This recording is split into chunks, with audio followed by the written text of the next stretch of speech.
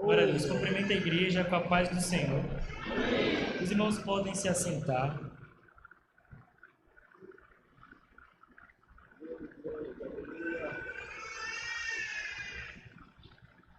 Glória a Deus. Quero aproveitar a oportunidade para agradecer a Deus por estar aqui. É uma honra poder trazer a palavra do Senhor nessa cantata de Páscoa. Agradecer a Deus pela vida do Elisael, que me chamou. Orgulho, eu vi você aqui, você falou muito bem, parabéns. Tava falando ali com a Dani, tá excelente, hein? Nota 10 já na matéria. Quero agradecer a Deus pela vida do pastor também, pastor Davi, pastor Nelson. Deus abençoe a vida de vocês que deram essa oportunidade. Quero agradecer a Deus também pela vida da minha esposa. Ela deve estar em algum lugar. Cadê minha esposa? Olha, é que ela estava aqui, vou para lá. Deus abençoe, meu amor. É sempre bom ter você comigo. Amém. Sem mais demoras, vamos lá. Eu quero abrir com vocês, na verdade eu quero falar com vocês em cima de dois textos principais.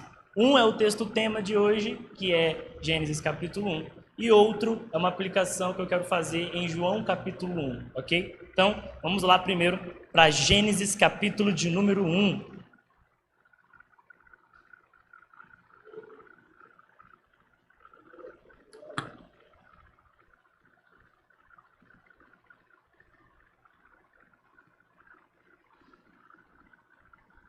Glória a Deus. Gênesis capítulo de número 1, nós iremos ler a partir do versículo de número 1. Antes de nós lermos, só comunicando aqui, eu sempre falo isso nas igrejas que a gente vai, eu gosto da interação do pessoal, eu gosto da interação da igreja, então, à medida que eu estiver falando, eu vou perguntar, vocês estão entendendo? E aí, se vocês estiverem entendendo, vocês dizem amém. E se vocês não estiverem entendendo nada, aí vocês não falam nada, que aí eu vou entender que eu expliquei mal. Amém? Aí, vocês entenderam.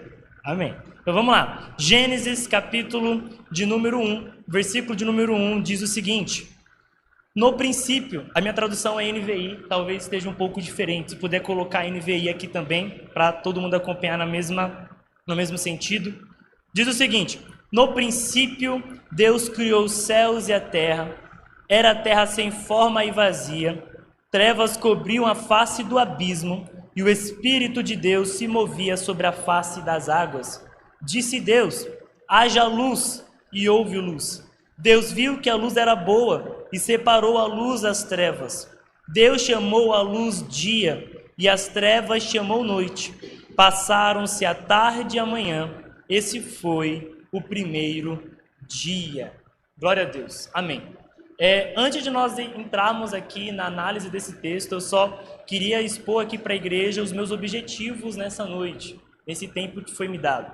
Tenho 3 objetivos principais aqui. O primeiro é expor Gênesis capítulo 1 como relato de Deus sendo o Criador de todas as coisas. Meu segundo objetivo é expor a criação, só que agora na visão de João capítulo 1, tendo Deus, ou melhor, tendo Cristo como Criador de uma nova criação, de um novo mundo e uma nova era. E, por fim, quero terminar aplicando esse novo estilo de vida à luz da nova criação. Os irmãos vão entender. E aí, para nós começarmos, eu queria fazer uma pergunta bem simples e básica aqui com os irmãos.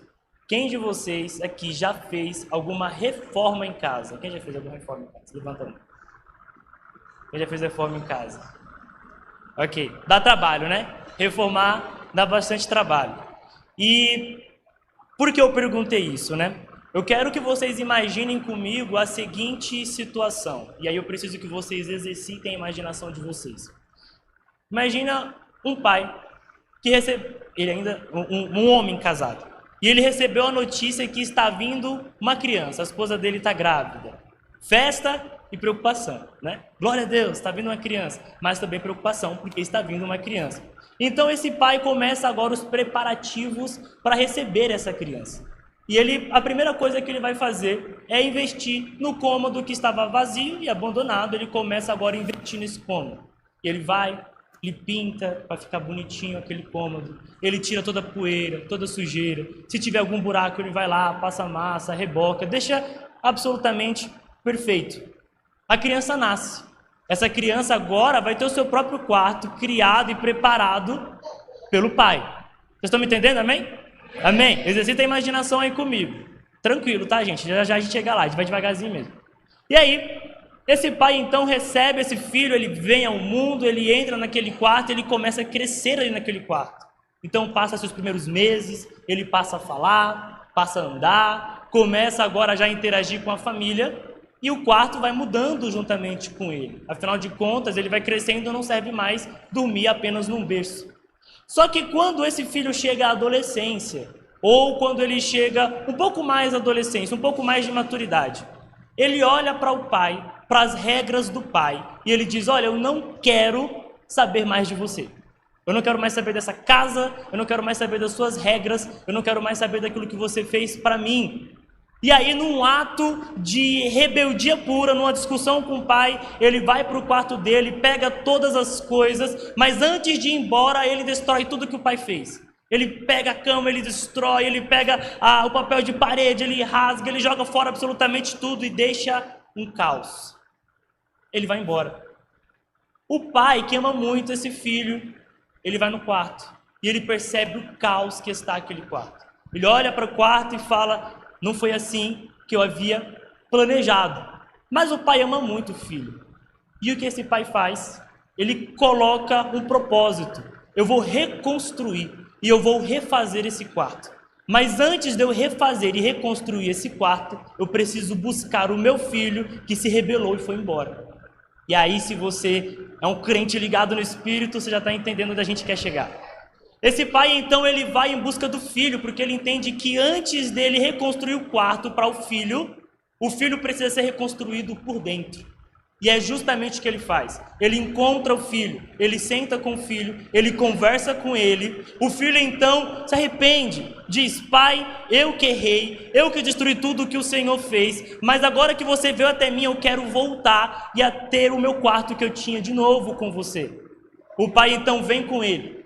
E esse filho entra em casa, mas agora ele tem uma grande tarefa para fazer. Ele precisa reconstruir o quarto. Só que agora o pai não vai reconstruir o quarto sozinho, ele vai reconstruir com o filho. E por que eu estou dizendo tudo isso, né? Porque eu quis trazer essa ilustração e essa imaginação com vocês. Porque é justamente isso que acontece com o mundo. É justamente isso que acontece na narrativa bíblica. Nós temos 2 relatos da criação, ou pelo menos um relato da criação e uma reinterpretação dela. Gênesis capítulo 1 é o primeiro relato da criação. É Deus criando todas as coisas, Deus criando o mundo e colocando ordem no caos que estava. E João capítulo 1 é depois de um grande período de tempo, onde a humanidade se rebelou e deixou o mundo em caos novamente. Deus vem novamente agora, através de Jesus, para reconstruir o mundo. Mas antes de reconstruir o mundo, ele precisa primeiro reconstruir os seus filhos que se perderam.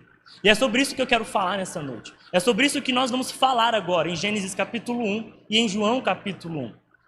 Quando nós olhamos para o versículo de número 1 de Gênesis capítulo 1, nós temos a seguinte sentença: no princípio, Deus criou os céus e a terra. Os irmãos estão comigo, amém? Amém. No princípio criou Deus os céus e a terra.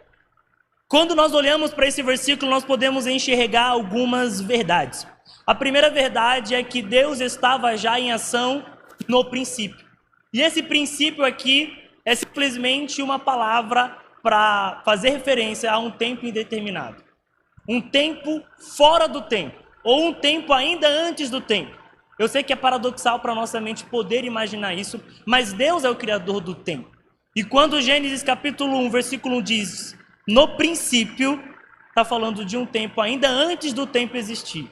E qual é a verdade que esse texto revela? Deus já estava lá. Isso demonstra Deus como um ser soberano e demonstra Deus como o Senhor Altíssimo, que está acima de tudo, inclusive do próprio tempo, que hoje é o nosso pior inimigo. Hoje a gente vai passando as coisas, a gente não percebe o tempo passar, e para nós, tempo passado é vida se acabando. Na verdade, a gente nasce e já nasce morrendo. Quanto mais o tempo passa, mais a nossa vida vai se espiando aqui. Mas Deus está acima do tempo. Porque antes do tempo existir, Ele já estava lá e Ele já estava em ação. Glória a Deus. Mas nós encontramos uma segunda verdade nesse versículo 1. Nós vemos Deus criando os céus e a terra. Se Deus já estava no princípio, antes de todas as coisas, em atividade, qual era a atividade dele? Criando. Deus é um ser criativo.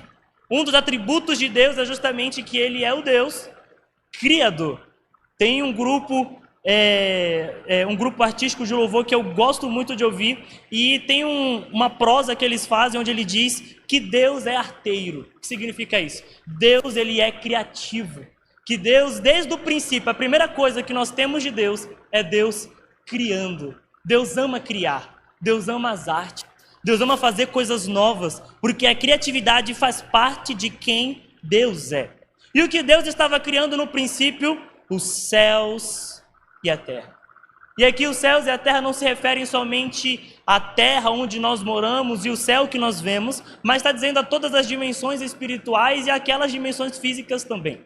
Então, quando Deus, no princípio, está criando os céus e a terra, esse versículo 1 está dizendo do início de todas as coisas, e não somente do nosso planeta ou da nossa terra.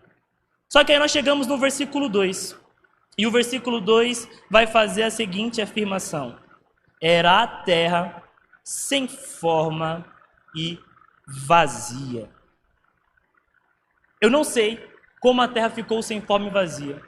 Eu não sei o que aconteceu para a terra ficar sem forma e vazia. A Bíblia não nos fala isso. E aí os teólogos, os estudiosos vão fazer várias teorias sobre isso. A terra mineral, foi quando Lúcifer caiu aqui. Eu não sei. Mas fato é, a terra onde nós moramos hoje, no início de tudo, ela estava sem forma e vazia. Uma linguagem para descrever caos. A terra estava em caos. Quando a Bíblia diz que a terra era sem forma e vazia, ela está dizendo que a terra onde nós moramos hoje, ela era inóspita. Ou seja, ela não tinha absolutamente nenhuma possibilidade de vida, de produção de vida. E isso me lembra de um texto, Isaías 45, verso 18, onde o profeta vai dizer que Deus criou a terra, só que ele não criou a terra para ser sem forma e vazia, ele a criou para que ela fosse habitada. O propósito de Deus ser criativo no versículo 1 é justamente que aquelas pessoas a qual Deus criasse pudessem desfrutar da sua criatividade, pudessem desfrutar da sua beleza. Mas a terra era sem forma e vazia no versículo 2. E esse lugar que era caos, um sinal do caos era a continuação do versículo 2. Trevas cobriam a face do abismo. Trevas aqui diz respeito à escuridão, mas não somente à escuridão, mas é um sinal de falta de vida. É um sinal de escuridão, é um sinal de um lugar que é impossível de ter vida. Mas o texto, versículo 2, continua. E o Espírito de Deus se movia sobre a face das águas. Glória a Deus. Vocês estão me entendendo? Amém? Amém. O versículo 2 vai dizer que o Espírito de Deus pairava ou se movia sobre a face das águas.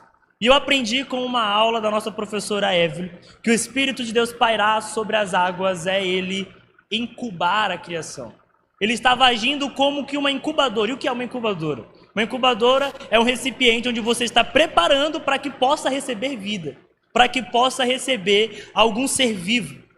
E durante esse caos do versículo 2, o Espírito de Deus já estava pairando sobre a face das águas. E ao pairar sobre a face das águas, o que ele estava fazendo? Gerando possibilidade de vida em meio àquele caos. E aí vem o versículo 3, onde Deus coloca um fim nesse caos, dizendo, o versículo 3, disse Deus, haja luz, e houve luz. E isso aqui talvez passe desapercebido para nós, mas essa é uma das maiores verdades sobre o nosso Deus. E talvez uma das maiores verdades que os primeiros leitores de Gênesis, os judeus do mundo antigo podiam ter. Deus criou todas as coisas absolutamente do nada pelo poder da sua palavra. E isso aqui é muito interessante, Porque quando nós olhamos para o mundo antigo, o mundo da Bíblia, o mundo ao qual Gênesis foi escrito, ao qual os primeiros leitores iriam receber esse livro, a galera que estava no deserto, lá com Moisés, peregrinando, naquele período havia muitas mitologias a respeito da origem do universo. E essas mitologias a respeito da origem do universo falavam sobre guerra de deuses e divindades, e que através dos restos mortais dessas divindades, o mundo deles havia sido criado. Mas quando os judeus recebem esse escrito de Moisés, dizendo no versículo 3, que quando Deus criou a primeira coisa aqui na terra, ele simplesmente disse, e aconteceu. A maior verdade que nós podemos ter sobre Deus nesse sentido é que Deus, ele pode criar qualquer coisa do absoluto nada, do absoluto zero, pelo simples poder da sua palavra. A voz de Deus é uma voz criadora. A voz de Deus é uma voz poderosa para dar vida. E isso nós vemos no versículo 3. Deus criou, mas como ele criou falando. A palavra de Deus é poderosa para dar vida. Deus cria falando. E a primeira coisa que ele vai criar agora para colocar ordem nesse caos é luz, que é o tema de vocês. Disse Deus, haja luz. E simplesmente houve luz. Essa luz aqui a gente não sabe exatamente ao que se refere, porque só no quarto dia que Deus vai criar o sol e a lua, mas fato é, alguma coisa emanava luz ali. E essa luz era o que conseguia dissipar as trevas e conseguia colocar ordem no caos. Você vai observar no versículo de número 4, que diz, Deus viu que a luz era boa e separou a luz das trevas. Por que a luz era boa? Porque a luz estava colocando ordem no caos do início. Por que a luz era boa? Porque a luz foi o primeiro elemento que Deus colocou para ordenar esse mundo, de tantos outros elementos que ele colocaria nos próximos dias da criação. E aí você conhece a história, os dias vão se passando. No quarto dia, Deus cria as aves, os peixes. No quinto dia, ele faz que haja vegetação. No sexto dia, ele faz o quê?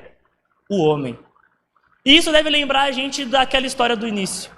Esse é o primeiro quarto que Deus criou para a humanidade. Esse é o primeiro quarto que Deus, o Pai, criou para nós. Deus criou um belo lar para nós. E nos colocou lá.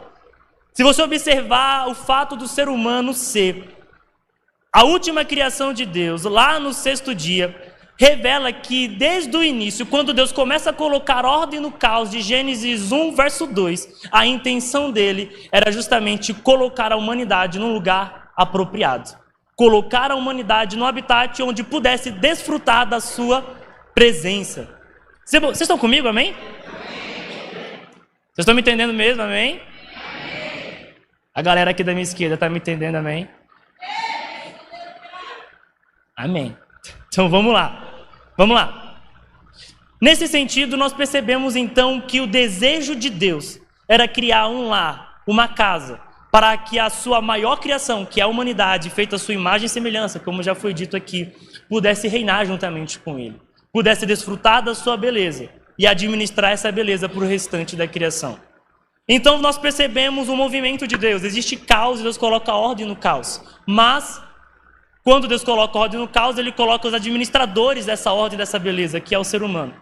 Mas, infelizmente, o ser humano, em sua liberdade que Deus concedeu no início, ele vai destruir a beleza de Deus.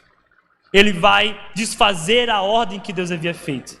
E ele vai, através dele, melhor dizendo, o caos se instaura novamente. Você vai observar em Gênesis capítulo 3, versículo 1, a introdução de um personagem maligno que é a serpente. Capítulo 3, versículo 1 de Gênesis vai dizer o seguinte: ora, a serpente era o mais astuto de todos os animais selvagens que o Senhor Deus tinha feito. E aqui nós sabemos que essa serpente se refere a Satanás quando nós olhamos o livro de Apocalipse. E ele continua, e ela perguntou à mulher, foi isso mesmo que Deus disse? Não coma de nenhum fruto das árvores do jardim? E aqui nós já começamos a perceber a serpente tentando desvirtuar aquilo que Deus falou. Deus não havia falado que o ser humano não podia comer nenhuma fruta. Deus falou para o ser humano que ele podia comer de todas, menos de uma. Mas a serpente vem e coloca justamente o contrário. É verdade que você não pode comer de nenhuma, e aí começa a distorção do inimigo. Ele começa a instaurar um caos, distorcendo a verdade de Deus. Onde a verdade de Deus é distorcida, sempre haverá caos. Onde a verdade de Deus é distorcida, sempre haverá confusão. Onde a palavra de Deus não é o centro, não é a prioridade, sempre vai ter confusão, caos, pecado. E foi o que Satanás fez. Ele distorce a verdade. E aí nós vamos perceber que ele convence Eva a comer o fruto. Quando Eva come o fruto, ela leva até Adão. E aí no versículo 7 nós começamos a perceber que o caos começa a se instaurar através do pecado da humanidade. No versículo 7 do capítulo 3 de Gênesis, os olhos deles se abrem para perceber a maldade. E a primeira coisa que acontece quando os olhos deles se abrem é vergonha. O mundo perfeito não pode existir vergonha, não pode existir constrangimento. Mas por conta do pecado, no mundo perfeito de Deus, agora tinha alguém com vergonha. Tinha alguém com constrangimento, com vergonha do seu próximo. Afinal de contas, Adão e Eva não eram casados, eles não eram um casal, mas agora estavam com vergonha um do outro. O pecado gera constrangimento. O pecado começa a gerar causa sim. E aí nós vamos perceber no versículo 9, no versículo 10, que não somente a vergonha veio, mas a culpa e o medo. Adão ouve a voz de Deus e ele foge. Quando Deus pergunta por que ele fugiu, ele diz, olha, fugi porque eu tive medo. Vocês estão comigo, amém? Amém? Fugi porque eu tive medo. A consequência, então, você conhece. Deus coloca para fora o primeiro casal, mas com uma promessa de restauração, lá em Gênesis 3,15, falando que viria alguém que poderia reverter todo esse caos gerado pela serpente e pelo pecado. E é agora que nós vamos lá para João, capítulo de número 1.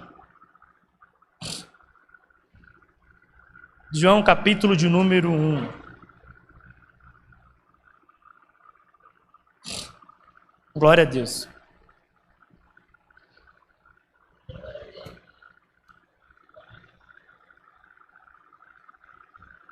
Glória a Deus.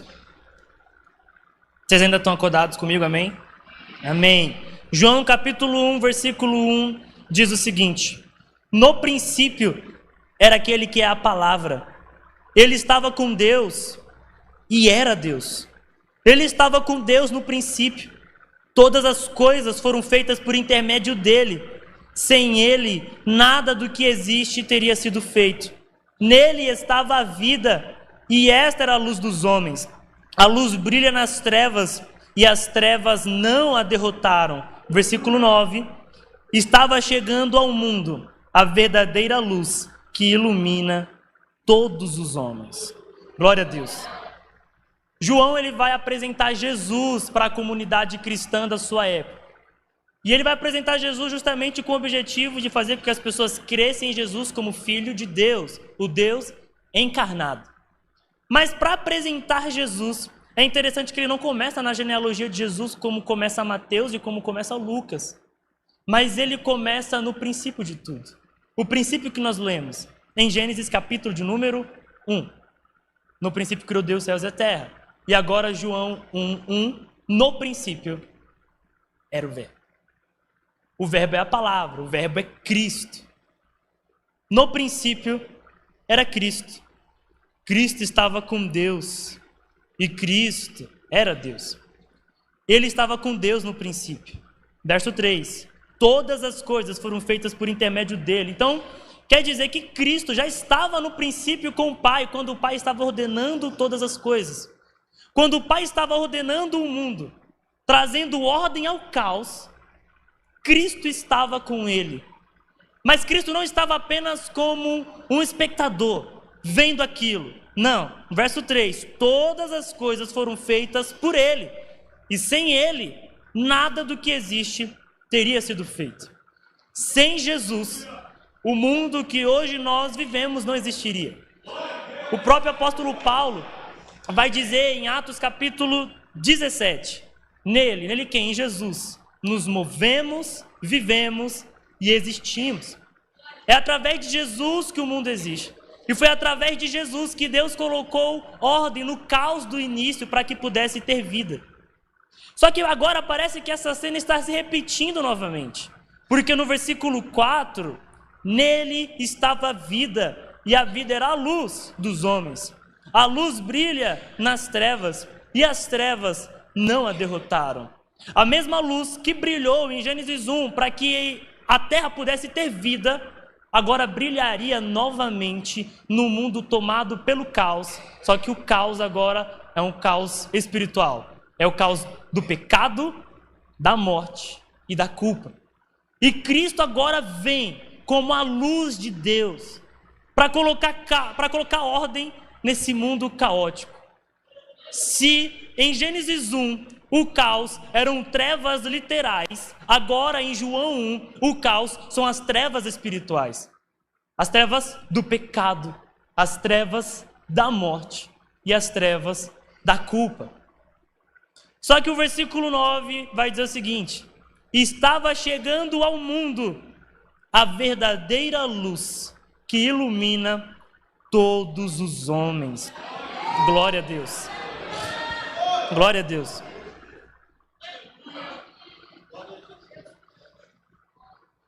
Glória a Deus.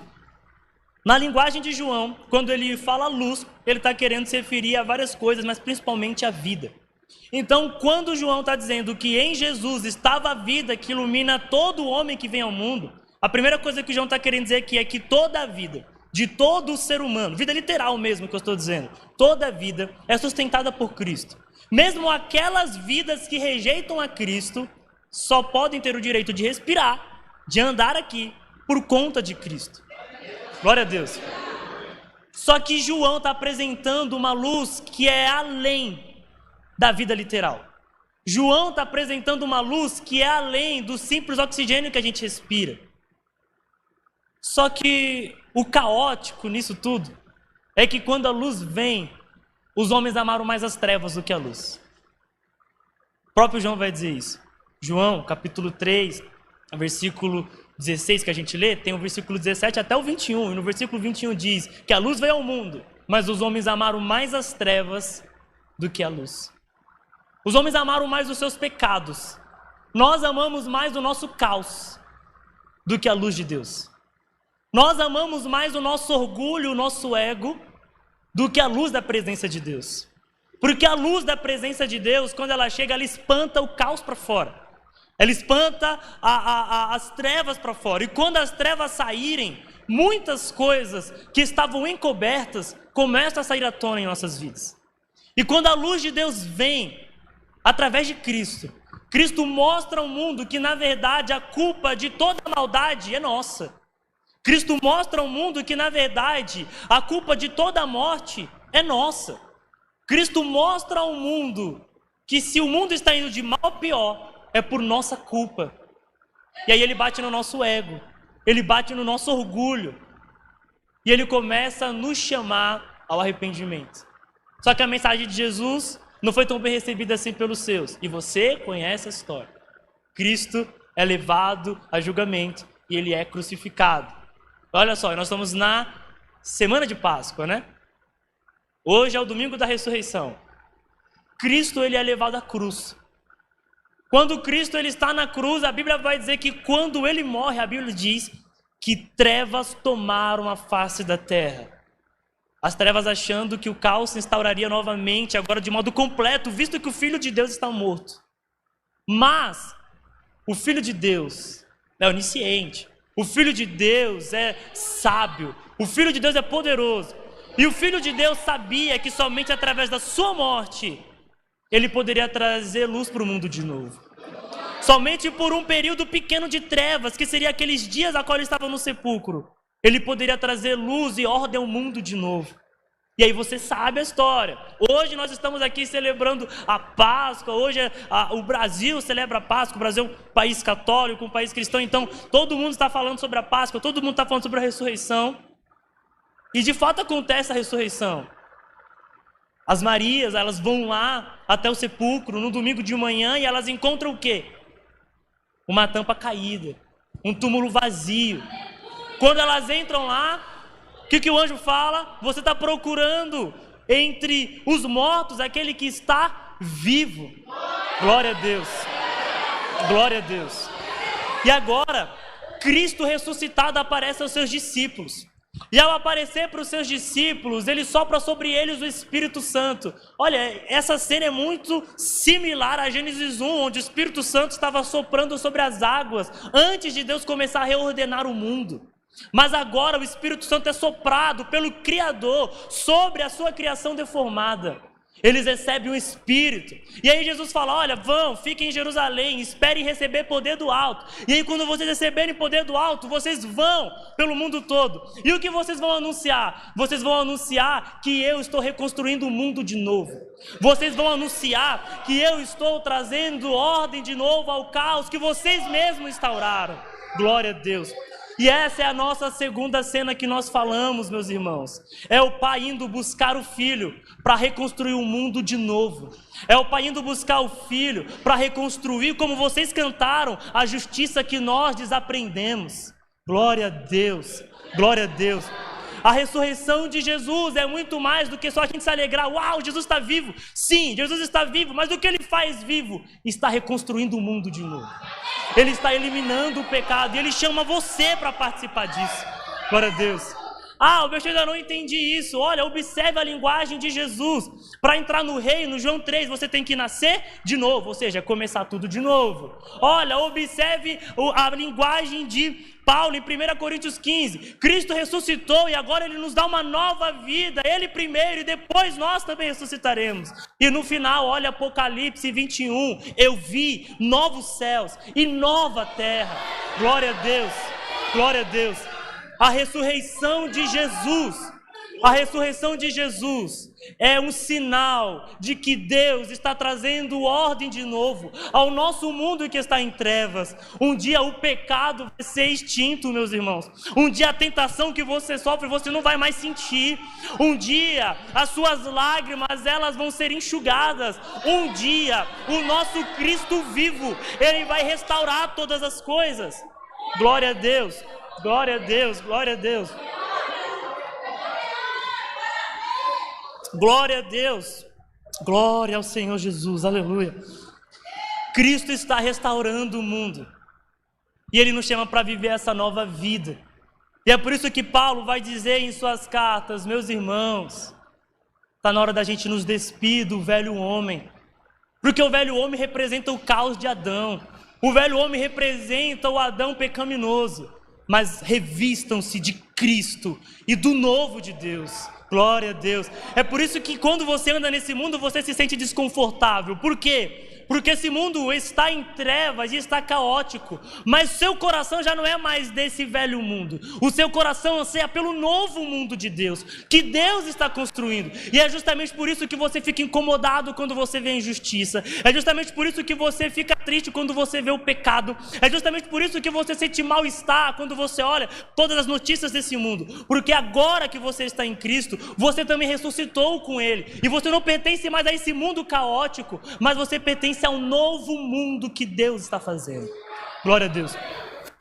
E aqui eu finalizo dizendo que é por isso que as nossas velhas práticas não podem continuar. É por isso que as práticas do mundo de trevas não podem continuar. É por isso que as nossas mentiras não podem mais subsistir em nossas vidas. É por isso que os nossos pecados não podem deixar agora de serem confessados. Temos que confessá-los, temos que nos arrepender. É por isso. Por quê? Porque todo o pecado, toda a carnalidade pertence ao mundo de caos. E nós não pertencemos mais ao mundo de caos. Nós pertencemos ao novo céu, à nova terra que Cristo está trazendo. Glória a Deus, glória a Deus, glória a Deus.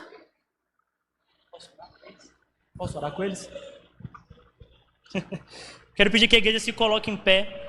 Glória a Deus, glória a Deus. Glória a Deus, aleluia. E nós vamos orar agora nesse momento. Mas antes de nós orarmos, eu quero ser bem breve nesse convite. Eu queria perguntar se há alguém entre nós, na linguagem bem clara, que não é crente, não é evangélico, você não serve ao Senhor Jesus. E você sabe que o seu estilo de vida ainda é o estilo de vida do caos. Sua vida está um caos. A culpa, a vergonha, o medo, a consciência pesada. Se existe alguém assim hoje aqui, eu quero fazer um convite. Vem para a luz do Senhor. Vem para a luz de Deus. Cristo está chamando você. E aqui eu queria fazer essa pergunta: existe alguém aqui que não serve ao Senhor, que não é crente, mas gostaria hoje de aceitar a Jesus e de passar a viver na luz, a luz de Deus? Existe alguém? Vou fazer mais uma vez essa pergunta: existe alguém que está no mundo e quer vir para o Senhor, quer aceitar o Senhor, quer viver esse novo mundo de Deus? Amém? Então nós vamos orar ao Senhor. E fique à vontade, se existe alguém assim das formas que nós falamos, você não quis vir aqui agora, o culto ainda tem um momento aí onde você pode tomar essa decisão.